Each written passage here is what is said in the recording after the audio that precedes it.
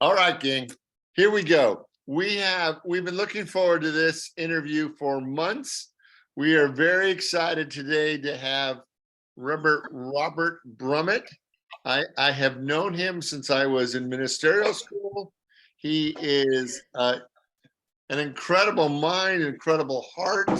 He was ordained in 1980. He was the founder of Mindfulness Ministries in Kansas City, Missouri. He was a former faculty member at the Unity Institute and Seminary. He is an insightful meditation teacher, spiritual director. He's the author of 4 books. All of them are fantastic. Finding Yourself in Transition, The Quest for Wholeness, Birthing a Greater Reality, which is a class I did last year, and Living Originally. He is a teacher's teacher. He is a presence in the world that makes a difference. So I'm very honored today to have Robert Brumet with us. Robert, welcome, and thank you for being on the Rise community today. Well, thank you, Richard. It's really good to see you after all these years and to connect with you and your folks. And it's a joy to be asked to do this. And I look forward to our conversation. Well, we have really been looking forward to you. I just think you're such an incredible spiritual presence. And so thank you very much for doing this with us. Thank All you. right, so let's talk about you. So talk to me about your spiritual life and how you got to be where you are today. Your calling, your whole process. It's a long story. I'll try to shorten it. And, Okay. I would say it's hard to say when it began, but I would say it began in the early 70s. And in the early 70s, I was confronted with the experience of severe headaches that were quite debilitating, and the physicians, the medical community had no idea what it was about. I tried every allergist there was to try. And finally, I was led by a strange set of circumstances to a self-awareness fellowship. And this was in Grand Rapids, Michigan. It was a group of people that, probably 30 or 40 people, I would say, that would meet periodically and was led by an individual teacher by the name of Jack White. And in that group, there was a woman there in the group who insisted that I go to the Unity Church. She said, "This is exactly what you need, and you need to go there." I said I really wasn't much interested in doing church anymore. And thank you for sharing, and don't mention it again. She did mention it again and again and again. So finally, to get her off my back, I went and attended the service, and quite honestly, did not hear anything, or did not hear too much of what I had not heard before, not known before. But on the way out, as I was shaking hands with the minister and, dutifully telling him he did a good talk, and I was happy to be there.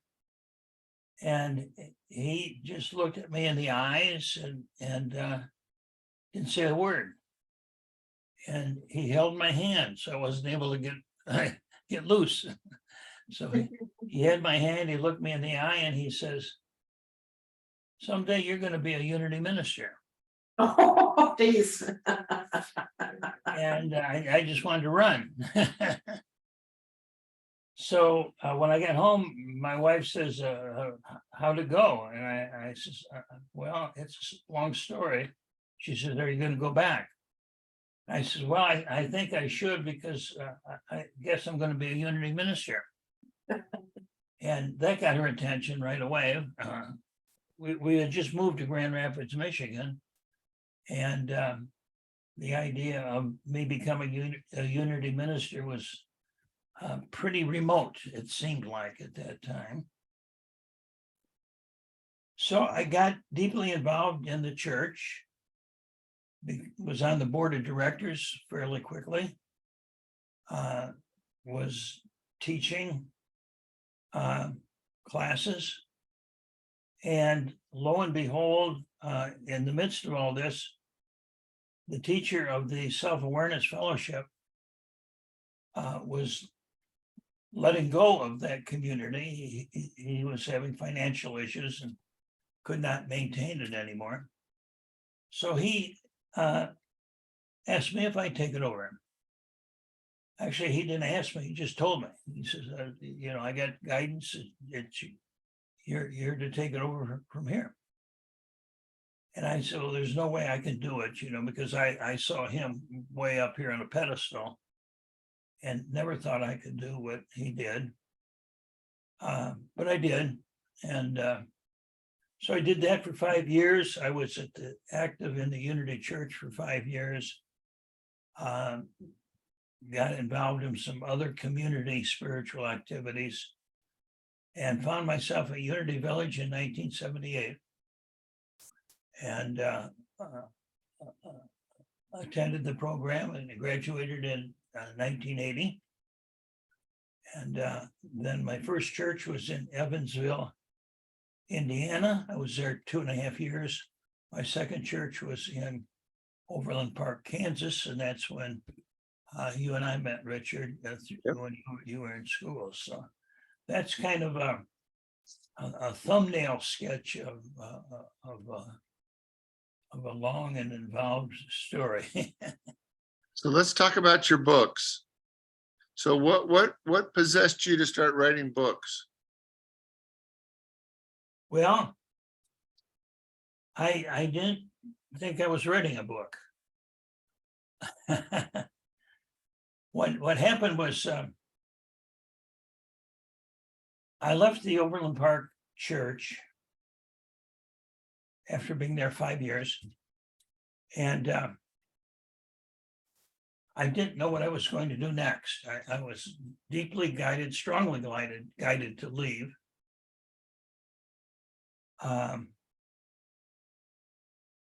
But had no plan for the future. So I just stepped into the void and didn't know what to do. And so I began offering some seminars and workshops, classes. One of the classes that I developed was one called Life Transitions. And so I put this together. I put all of these programs together in a little brochure and sent that brochure out with in a mailing. And you know, a few people responded. I had a class, and the class was you know, half a dozen people or so, and that's kind of how I got started. But I did that for about 1.5 years. Actually, I did that for about 6 months when a friend of mine called me and said, Robert, there's a opening on the faculty at Unity Village. I can really see you there. And I said, you know, Unity Village is the last place on earth I want to be.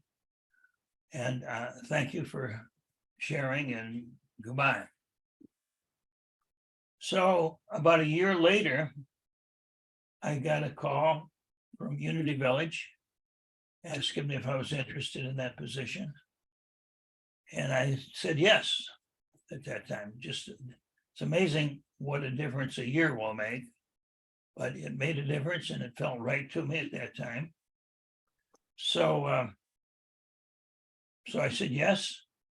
I was on the faculty for 28 years, but somewhere around the first 6 months or so, I was going through my desk and I came across this old brochure that I had used a year earlier, less than a year earlier.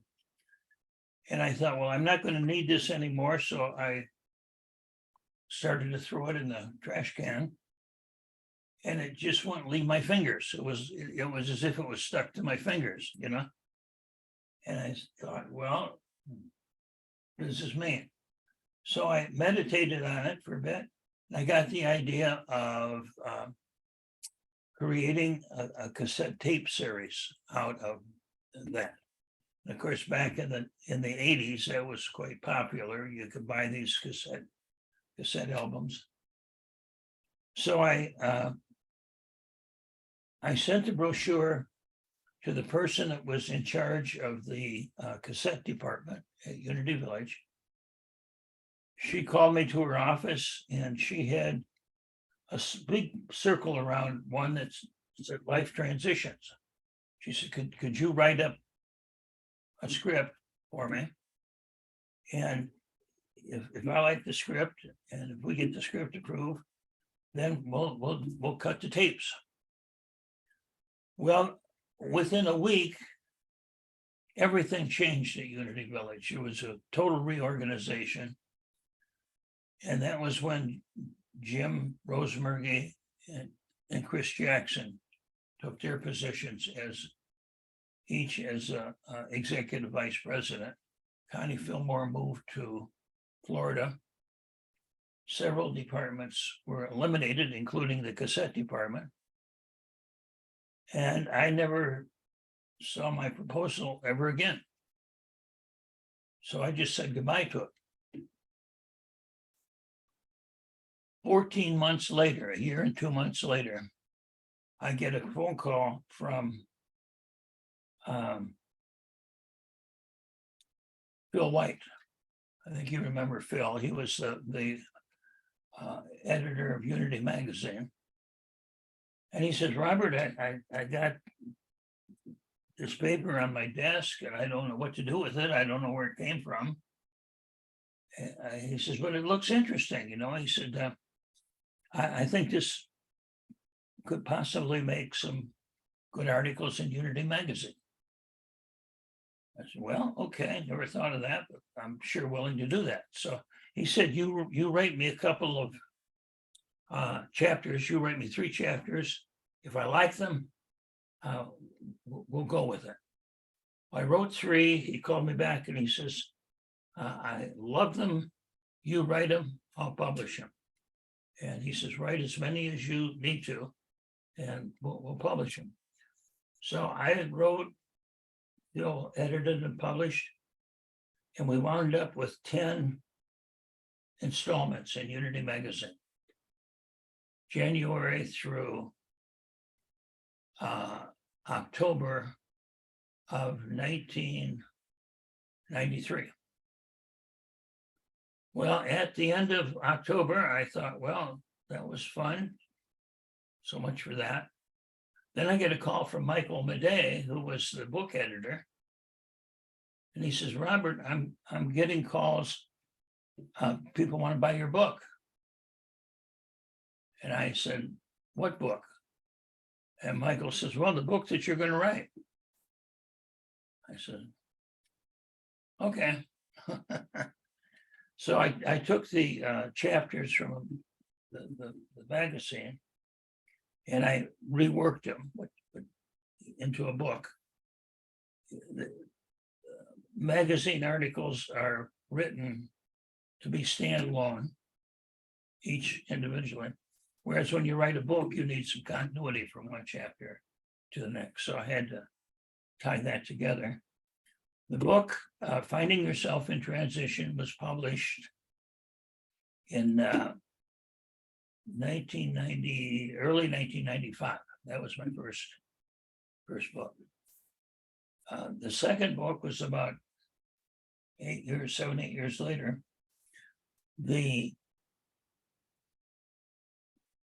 What was that? There was a sort of a board of directors that was formed by Connie Fillmore that included senior members from the Association of Unity Churches, senior members of the Unity Board of Educate or Unity Board of Directors, they got together and they started publishing the Quest series. That's where the Quest series came from. So the Quest was developed by the Ufolas. And then they asked me if I would write a book called The Quest for Healing. And I said I would if I could call it The Quest for Wholeness, and focusing not just on healing per se, but on the concept of wholeness. And they says, yeah, go ahead. So that's how that came to be. I wrote 8 chapters, I think it was, The Quest for Wholeness. Then after that, it seemed like, for whatever reason, I think it was economic, but there was a hiatus on the publishing of books. So there was no publishing of books for about 8 or 9 years. And then when they started publishing books, I was teaching a class on evolutionary spirituality, spiritual evolution, and the conscious evolution. And I really enjoyed that class. I got very good feedback from the students. And so I looked at it and sort of from my notes, developed that particular book, The Birthing a Greater Reality. It was largely from the notes and the papers that I had developed teaching that class. And then after that, I had no plans to write another book. But for some reason, I got this urging that it was time for me to write another book. And I wasn't quite sure why, but there was sort of an urgency connected with it.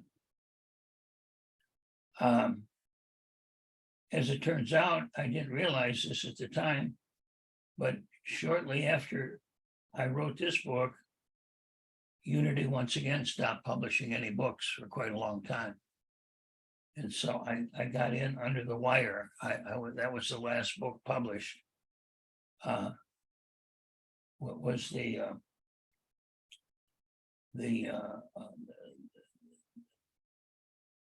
Living Originally. So all 4 of your books are still being published to this day, Yes, that's my understanding, right? right? So your first Yeah. book was 28 years ago, 29 years ago, and it's still being sold today on Amazon. Yes. Yeah. All the books are available on Amazon. And the Finding Yourself in Transition has been by far the bestseller of all of the books. And so that's kind of the story of it. So each book came out of a different set of circumstances. As I said, I taught your Birthing a New Reality last year, and it is so fresh and alive. You would never guess that book was written 13 years ago. It's so inspired. It's a great book. It's a great book. If you haven't read any one of Robert's books, I really would recommend any of them. They're just phenomenal. So talk to me about, can we talk about Living Originally? Sure. Because Living Originally, you give 10 spiritual ideas, and I'd like to kind of go through them if you're willing, about how we live spiritual original lives, how we live our most organic self. So can we talk about those 10 ideas? You bet. Okay, so the first one is radical self-awareness. Talk to me about that. What does that mean to you? Well, radical self-awareness, as I defined it and described it in the book, is self-awareness not just at a psychological level, but at a much deeper level. Self-awareness, moment by moment, being aware of each experience in each moment. That's the intention of that practice. So, what is my experience in this moment? So often we think about what's going on. We think our experiences, we think our lives, but we don't experience our life directly, which means seeing, thinking, hearing, feeling, sensing, all of the senses, all of the ways of knowing in each moment. So that's that's why I call it radical self-awareness. Radical, the root word for radical is root. Radish means literally root. And so radical means from the root. So the radical self-awareness is being aware of our experience right from the foundation of it, the depths of it. And then So how do we move from kind of a mental construct of life into a more organic or spiritual context? I think the key, Richard, is becoming aware of the body experiences. How one feels and senses and experiences the body in the moment. You know, hot and cold, pleasure, pain, itching, scratching, tight, relaxed.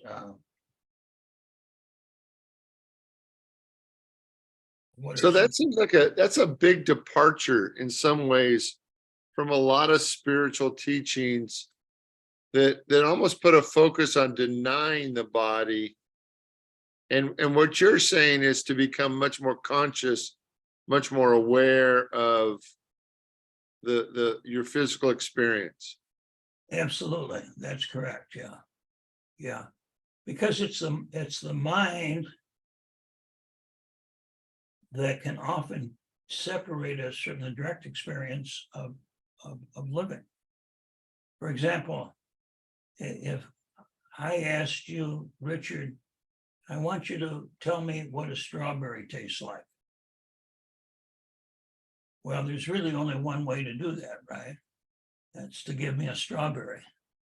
Yeah, you could explain it forever, but until I tasted the strawberry, I haven't experienced the strawberry. And so it is with every aspect of our life that we can talk about our life, we can talk about spirituality, but until we feel it viscerally, until we experience it deeply, it's just a concept. It doesn't go beyond the concept. And concepts are good, but a concept is like a menu. A menu will point you to a meal. You can use the menu to find a meal, but if you try to eat the menu, you're not going to feel very nourished. Okay, you can only eat the experience itself. So that's why I find it so important to experience the body, and I have been practicing insight meditation, and that's a big part of insight meditation is to be aware of the body as well as the mind. Okay, so point 2 was deep self-acceptance. Yeah. Talk to us about that. Yeah. Self-acceptance again is not, well, it in the vernacular, self-acceptance means I have an image of myself and I like that image. You know, I like who I think I am. But this is about accepting each experience. It's about accepting everything. Now, accepting everything doesn't mean you accept somebody abusing you. It doesn't mean you accept everything you believe. It means simply accepting your experience in this moment, whether it's pleasant, unpleasant, hot, cold, pleasure, pain, whether people are praising me or blaming me, or people are liking me or disliking me, just accepting those experiences as they are. And so that's the second step. And it's the second step because we can't accept something until we're aware of it. Hmm. So that's the first step, is to be aware. And the second step is then to allow or accept. Let's say. And that takes you to the third step, which is unlimited forgiveness. Exactly, exactly. Forgiveness, as we teach in Unity, is very powerful, and I believe it, and I've experienced it. I'm sure many of you have too. But we can only forgive something if we're not resisting it. I can only forgive if I really am willing to feel what I'm feeling. And so one of the things that shows up is that much of the time we want to practice forgiveness, but we're not aware of our emotions at the time. And so forgiveness becomes kind of a spiritual bypass. Mhm. Rather than feeling how angry I am, or how frustrated I am, or how sad I am, I bypass that by trying to forgive somebody. And the forgiveness, if it does take place, is really at a superficial level, relatively superficial level. But if I can feel all of my feelings and be aware of them and allow them to be there, then true forgiveness can take place. So I sometimes tell people, if you haven't been angry, you probably aren't able to forgive, because the forgiveness will be only as deep as the experience of is. And for me, it's a gift. Like when I'm willing to feel all my feelings and forgive anyway, it's a much bigger deal than when I forgive from a superficial way. Yeah, exactly. Because it really it's a lot more work, Yes, right? I mean, if I just gloss over it and say I forgive you, then the whole experience is very superficial. exactly. That's why the emphasis is on really feeling what you're feeling. Yeah, Yeah. and that kind of gets us down into the where it gets a little messy. Yeah, it's not easy, because we we don't want to forgive because it's painful. We have to acknowledge what we're feeling. If I were to forgive you for something, I really need to feel how hurt I am. Mhm. And I can only feel how hurt I am if I'm in touch with my feelings, and anger is part of that process. So forgiveness is really, in a way, a process of grieving. We look at the stages of grieving. There's the denial, anger, bargaining, acceptance, and so on and so forth. And forgiveness is much that same way. That if we stay in denial, we can just say, well, I'll forgive, it's no big deal. But when we allow ourselves to feel it, it is a big deal, and we can't forgive right away. So I tell people that forgiveness really consists of two steps. The first step is to be willing to forgive. In other words, you choose to forgive. You stop blaming the other person. You say, I'm going to accept what happened. And then the next step, which is much longer and more difficult, as you said, it is feeling our feelings around it, and then coming back and making a choice to forgive again and to feel my feelings around it. And because of that, it's a much bigger gift to forgive. Yeah, exactly. I mean, it really is. It's an extraordinary gift to really, truly, deeply forgive. Exactly. And I like the line that forgiveness is letting go of all hope for a better past. Right. And it's like, when we're not forgiving, we're resisting the past. We're saying the past never should have happened. They shouldn't have done that. This shouldn't have happened. I shouldn't have done that. So we're trying to revise the past. And when we give up hope of trying to revise the past and say, this is what happened, period, All right. then we're going to begin here. Okay, number 4 is universal benevolence. Talk to Yeah. me about that.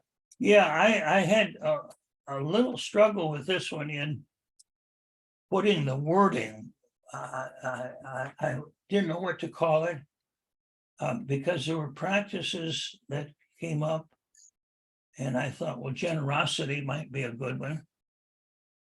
But then there's more than generosity. There's feelings of practicing gratitude, practicing generosity, practicing kindness, all forms of charity. So I put it under the umbrella of benevolence, because I looked up the word benevolence, and benevolence, basically, if I can recall, is having the feeling of goodness and caring and loving towards all beings. And so benevolence is a practice that can take the form of kindness. It's a practice that can take the form of forgiveness. It can take the practice of generosity.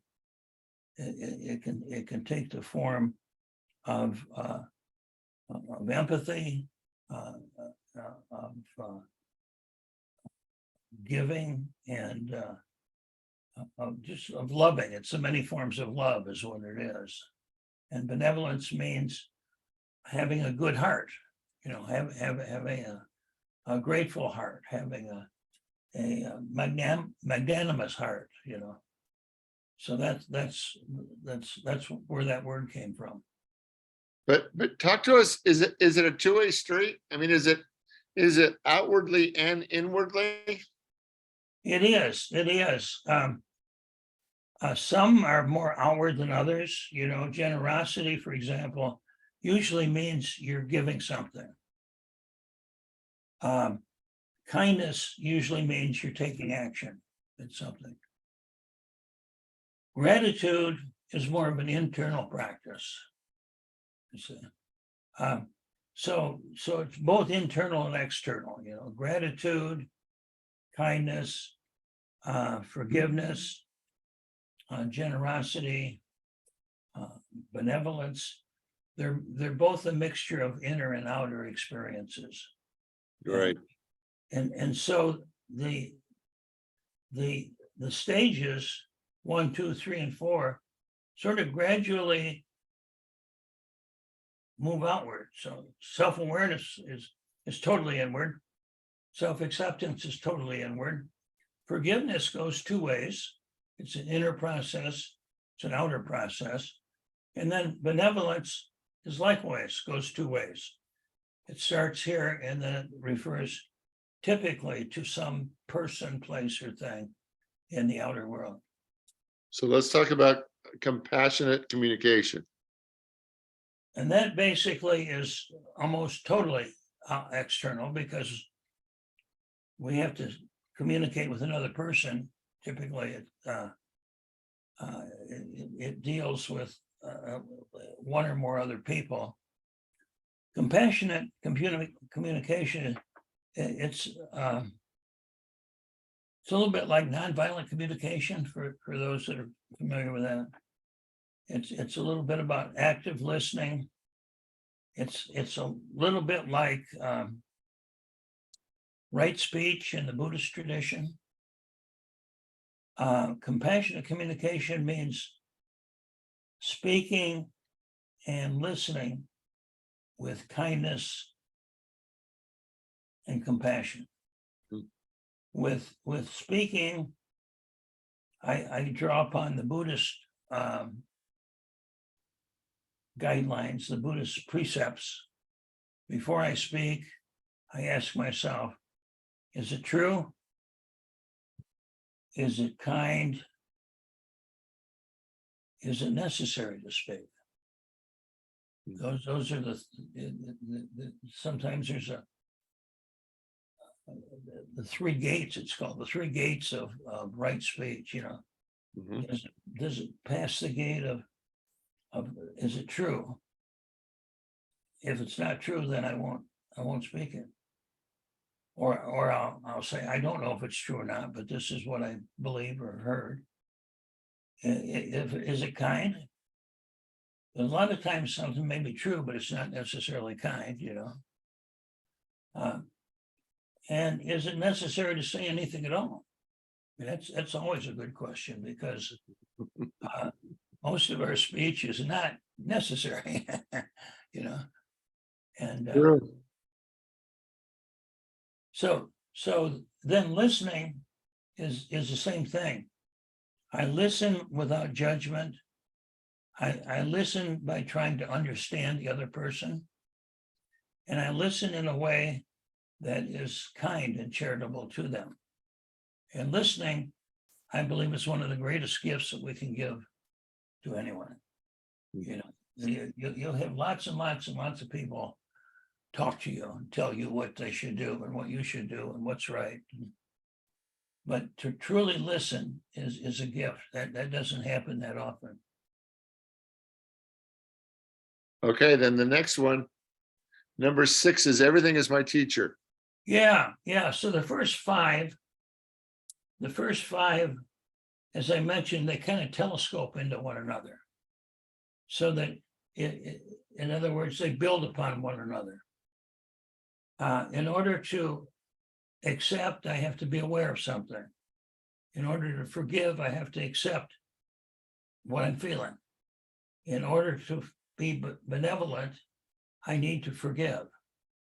And in order to have compassionate speech, I need to have benevolence in my heart. And so I tell folks, if you can't do compassionate communication, then just drop back to benevolence. If you can't feel benevolence, drop back to forgiveness. If you can't do forgiveness, drop back to acceptance. If you can't accept anything, just drop back to awareness. I'm aware that I'm angry. I'm aware that I don't want to accept anything. I don't want to forgive anybody. I don't want to be kind. I don't want to be benevolent, but I can be aware and I can own that that's my experience in the moment.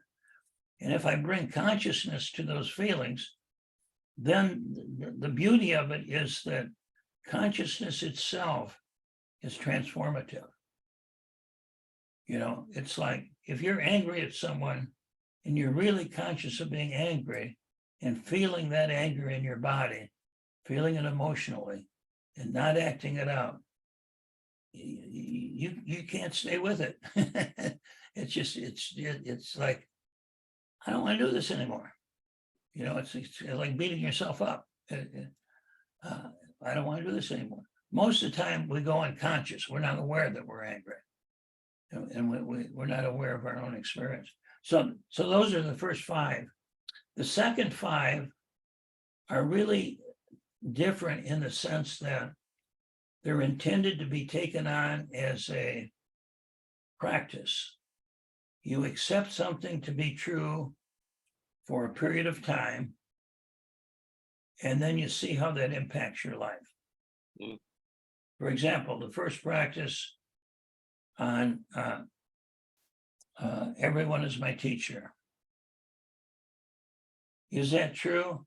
I don't know, but you act like it's true for a month or 2 weeks or whatever. And notice how that really changes my life. It really makes me more humble. It makes me more compassionate. It makes me more present. And I do learn a lot of things. So I took that practice from one in Tibetan Buddhism, which is a practice that I love. It's similar. In this practice, you assume that everyone on the planet is enlightened except for one person. Everybody's enlightened except for one person. Guess who that person is? Yeah, you got it. Exactly. So everybody is here to awaken man. That's basically what that practice is. The next one was, I think it was Dancing with Chaos, if I can. Dancing with Chaos, exactly. And so that one is when my life is in chaos, which means it's not what I expect it to be. It's not what it's usually is. Everything is upside down, out of control. That's how I define chaos. Mm. Most of the time, we want to do everything we can to get rid of that and to get back to quote normal, so to speak. Dancing with Chaos is about kind of using chaos as a teacher and recognizing that the times when my life is turned upside down is an opportunity to grow. It's a powerful opportunity to grow. Mm. And so when my life is chaotic, rather than shutting down and trying to control it and force something to happen, it's like, wow, what can I learn from this? How can I grow from this? What gift is there in this chaos, you know? And dancing, I chose the word dancing because when we dance with something, we need to know the rhythm. We need to listen to the rhythm of the music. And so when I'm dancing with chaos, I need to know the rhythm of the chaos. What's going on? What is this about? You know, is it about my attitude towards finances? Maybe that's the chaos. I lost my job. I don't know where the income is coming from. You know, it's pretty chaotic. So what would it be like to dance with this experience of fear or lack, or use it to partner with it, see what it has to teach me. Mm-hmm. The next one is using death as my advisor. And I borrowed this term from Carlos Castaneda's work.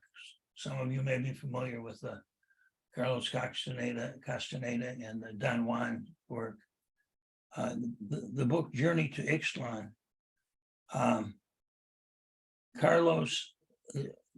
Don Juan becomes Carlos's teacher. Don Juan is a shaman. He's a Mexican shaman. And Carlos is a graduate student. It's in Mexico. And he is studying psychedelic plants. He's doing graduate work. And he meets Don Juan, who just turns his world upside down and inside out. And one of the many teachings he gave to Carlos was to use death as your advisor too. It's not so much death as to use mortality as your advisor, to recognize that we have just X number of days to live.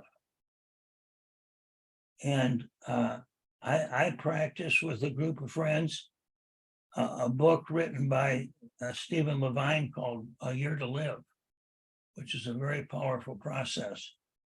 In that year, we met 12 times. The first time we met, we agreed upon our death date to be 1 year from the meeting date, first meeting day. The next month we met and we talked about what we feared the most about death. What's the scariest part of it? The next month we met and we talked about what will I miss the most? What will I miss the most? Number 3, we talked about what feels unfinished. What do I have to do to feel complete with my life? And so, et cetera, those kinds of questions.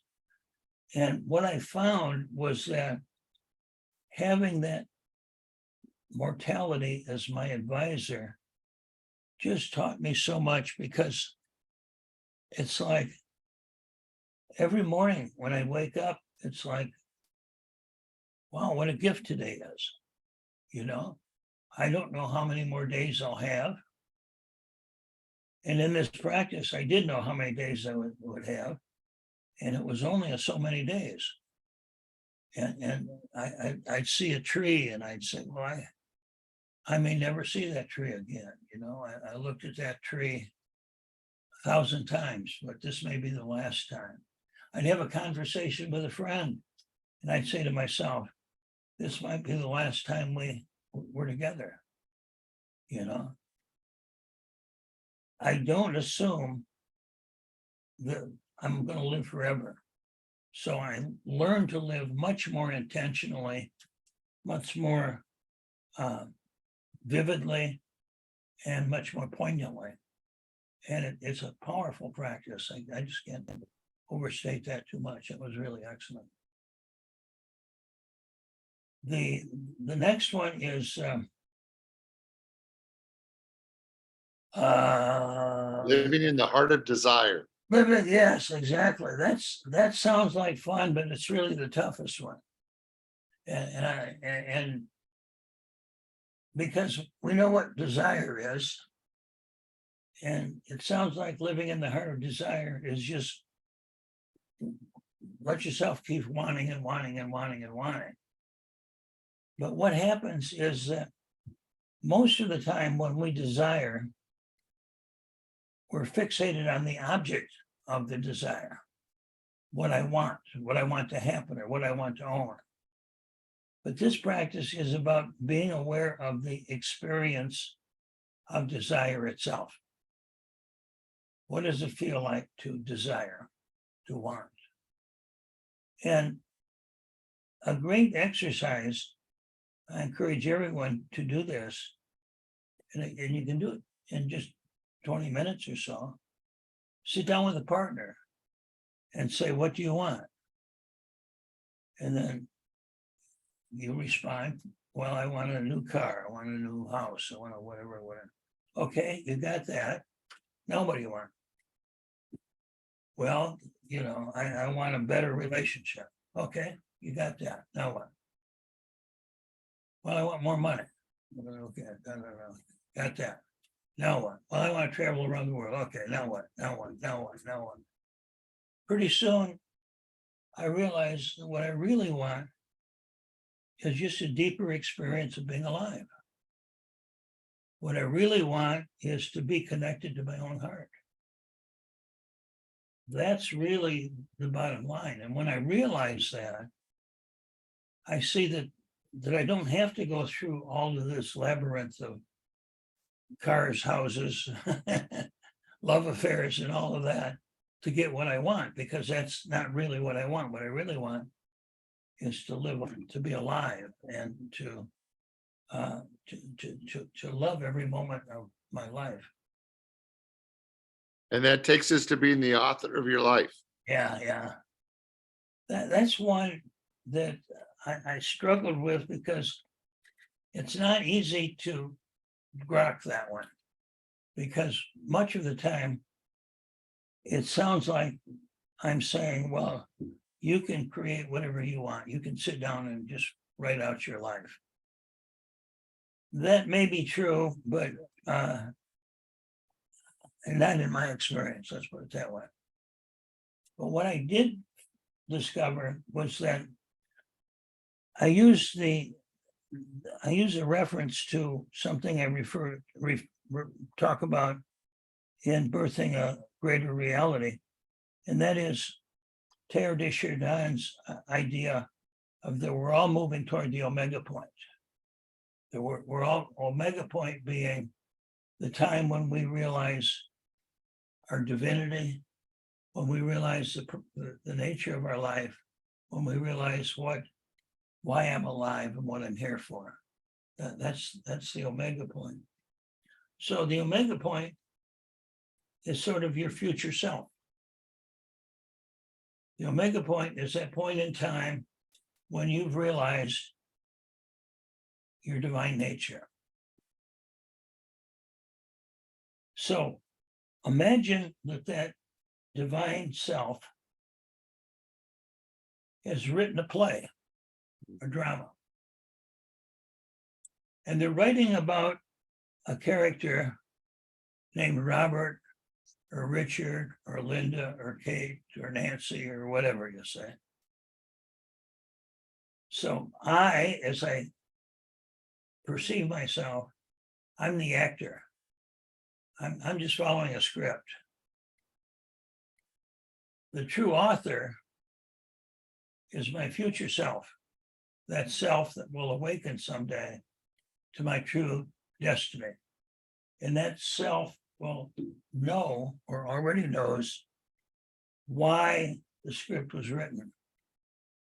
The script was written for a purpose, but the actor doesn't know why the script was written. All they know is how well they're doing their lines or not. So as we be aware in our moment experience, I am the actor in this drama. And at the same time, I am the playwright. I'm the screenwriter. I'm the author. So as I can bring those two parts of myself closer and closer together, then life becomes transformed. That's truly living originally. When I'm writing the script, not from the ego, so often we think of authoring your life from the ego, getting what the ego wants, kind of like the Secret. And I hope I'm not offending anyone, but I really don't like The Secret, because The Secret is ego-based. The ego wants more cars, the ego wants more houses, the ego wants all of these outer things. I'm looking at authoring your life, not from the viewpoint of what the ego wants, but from the point of view of the Christ within. That's who the real author is. And that's what I really want more than anything else, is to realize that my true nature, you see. I think my ego wants cars and houses and all that stuff. But I'll find that doesn't make me happy. What I really want is to be happy, and the source of all happiness is the realization of the divine within. So that's what that chapter 10 is about. Well, that's pretty good stuff there, Robert. Well, I thank you for the opportunity. It's like as you may know, I'm juiced up about it. It's my passion. It's Right. I love, yeah. So if people want to get in contact with you, they can go online and get your information at robertbrumet.com. Yes, sir. That's the best way to do it. You get my email information off of that. You can buy books through there. You can learn a little bit about who I am through that. Can I tell you something about you, Robert, that you may not know? Please do. I'm always open to that. You gave me my first opportunity to teach a class at your ministry. I didn't remember that. I do remember that. And 4 people came to my first class. And it was because of your generosity that you gave me that shot. And I'm very grateful for you for that. Well, I'm glad you remembered that. What did you teach? I created a class on prosperity, and that's what I taught. Cool. Yeah. Yeah. And your people were the first guinea pigs. Well, they survived evidently. They did, right? And we actually ended with the same 4 people we started with. Well, they were dedicated. Yeah. That's one way to look at it. Yes, it is. So, yeah, I remember when I was in school, you're just looking for every opportunity you can to teach somebody, even if it's standing in a street corner in a soapbox, you just, you absorb so much of this stuff. It's like your head wants to crack open and let some of it up. So Yeah, Yeah. so Right. I just want you to know how much I appreciate you. Well, thank you so much. Yeah, thank you so much. And All right, anybody else have a question before we let Robert go today? mhm. Linda? Robert, I taught my first LUT class on your transitions book. And not Okay. only was it fun to teach, I actually found myself transitioning Oh, okay. into Yeah. something else. So, what's that statement? The teacher teaches what he needs to know. Absolutely. Yeah, absolutely. Did you know, were you in transition when you started teaching it? No, Okay, interesting. no. And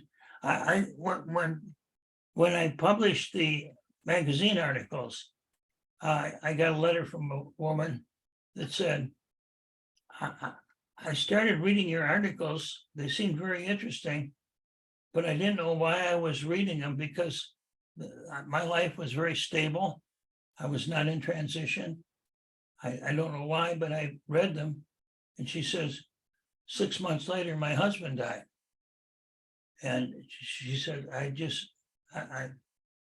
used every word that you had in that book. I was able to put it to work right away. So, yeah, we don't know why we do things always, but if we can trust it, we see that that's the omega. That was the omega within you. Mhm. Was telling you to write that book. So thank you for sharing that. You're welcome. And thank you for being here today. I loved your talk. I've read the book. I want to go back and reread it again. And now I'm thinking I'd like to teach out of this book. Great, great. Yeah, if I can support you with that, let me know. Thank you. Robert, thank you, everybody, thank you for being with us today. We truly appreciate you. God bless you, Robert. Thank you, Richard. It's been a joy to be with you. Right, have a great week. Thanks, buddy. Thank you. All right. Bye-bye. Next week we have Sue Franklin with us. I think you're going to love her. She's going to be talking about a divine lens, looking at your life in a new way, and that'll be next week with Sue Franklin. All right, you guys have a great week. I love you, and I look forward to seeing you soon.